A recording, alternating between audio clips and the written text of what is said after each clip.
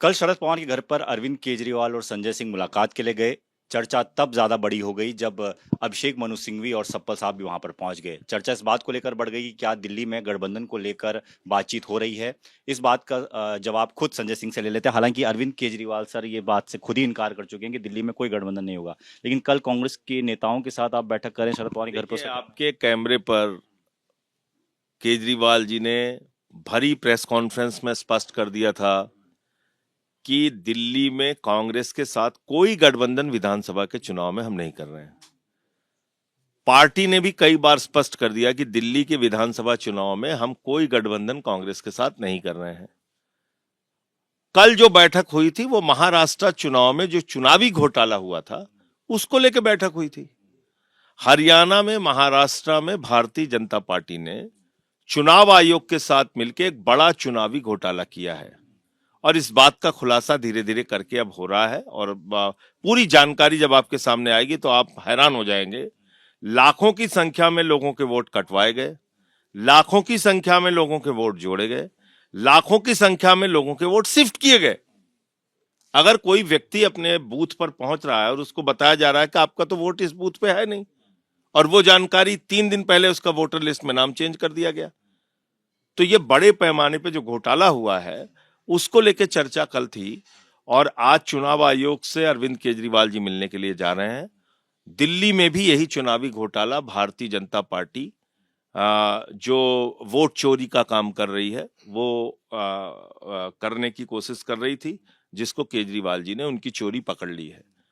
शाहदरा में, आरके पुरम में हजारों की संख्या में उन लोगों के वोट काटने के लिए दिए गए हैं जो परंपरागत रूप से आम आदमी पार्टी के वोटर हैं। जिन बूथों पे हम जीते थे वहां पर इन्होंने वोट कटवाने की एप्लीकेशन दी है और उन जगहों पर जो लोग 40 साल 50 साल से रह रहे हैं उनके साथ इस तरीके से इन लोगों ने किया है, तो हम ये काम यहाँ होने नहीं देंगे। मतलब आम आदमी पार्टी ने पूरी तरह से तय कर लिया है कि दिल्ली में गठबंधन नहीं होगा, वो तो आप दिल्ली कह में ही रहे हैं। गठबंधन नहीं होगा, दिल्ली लेकिन में कोई इसके गठबंधन। 3 बार से हम लगातार भारतीय जनता पार्टी को शिकस्त दे रहे हैं और इस चुनाव में भी बुरी तरीके से बीजेपी को हम लोग हराएंगे। संजय जी, इसके पीछे की वजह क्या क्या हरियाणा में जो बात आपकी नहीं बन पाई, वो ड्रिल हो गई थी, उसी की वजह से आपने देखिए, भी सोच लिया कि अब नहीं हरियाणा में करेंगे? कांग्रेस पिछले 10 सालों से चुनाव हार रही थी।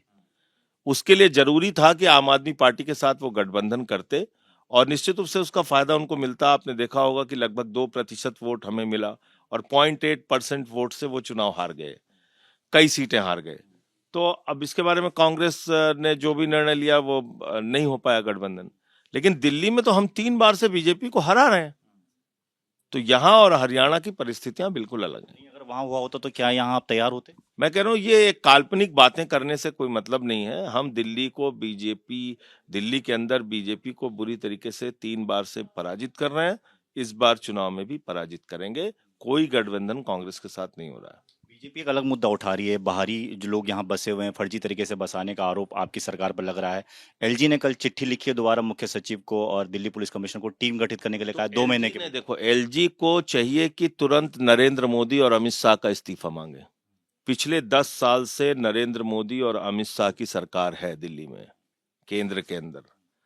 तो बॉर्डर किससे लगता है बांग्लादेश का? त्रिपुरा, आसाम, बंगाल। सीमा की सुरक्षा किसके जिम्मे है? अमित शाह, नरेंद्र मोदी के जिम्मे। तो कोई बांग्लादेशी आसाम पार किया, त्रिपुरा पार किया, यूपी पार किया, झारखंड पार किया, बिहार पार किया, दिल्ली आ गया। और ये हमारी जो मोदी जी की सरकार है वो घास छिल रही है, कुछ नहीं कर पा रही है।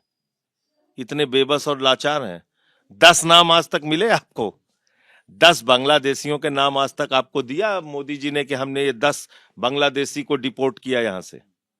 अच्छा, मान लीजिए कोई बांग्लादेशी दिल्ली में मिल जाएगा तो उसको ना तो आपका चैनल डिपोर्ट कर सकता है, ना अरविंद केजरीवाल डिपोर्ट कर सकते हैं, ना संजय सिंह कर सकते हैं। उसको कौन कर सकता है? विदेश मंत्रालय। किसके अधीन है?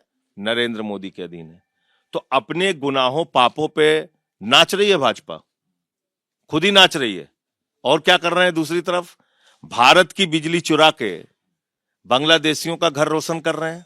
किसके जरिए? मोदी के दोस्त अडानी के जरिए। गोड्डा में हजारों करोड़ की बिजली भारत की चुरा कर अडानी वो बांग्लादेश को दे रहा है। उसका ठेका आज तक खत्म करवाने के लिए एक बीजेपी वाले के मुंह से आपने एक शब्द सुना हो तो बता दीजिए आप, बताइए आप। सर इसके अलावा एक सवाल ये भी है उठ रहा है इंडिया गठबंधन की कमान को लेकर। ममता बनर्जी को सौंपने की बात चल रही है क्योंकि आप भी स्टेक होल्डर हैं, तो आपसे भी पूछा गया, आपसे भी बातचीत हो रही है क्या, और आपका क्या है इस पर देखिए, कहना? हमारा स्टैंड बिल्कुल साफ है। जब इंडिया गठबंधन की बैठक इस बारे में होगी तो हम लोग अपनी राय वहां पर रखेंगे और उसके बाद फिर आपको जानकारी देंगे। इसके बारे में अभी कोई बाहर बात करना ठीक नहीं है, समय आने पे अपनी बात रखेंगे। कैमरामैन प्रशांत के साथ Deepak Singh Rawat, ABP news, Delhi. For exclusive and insightful videos, subscribe to our new channel ABP Live Premium.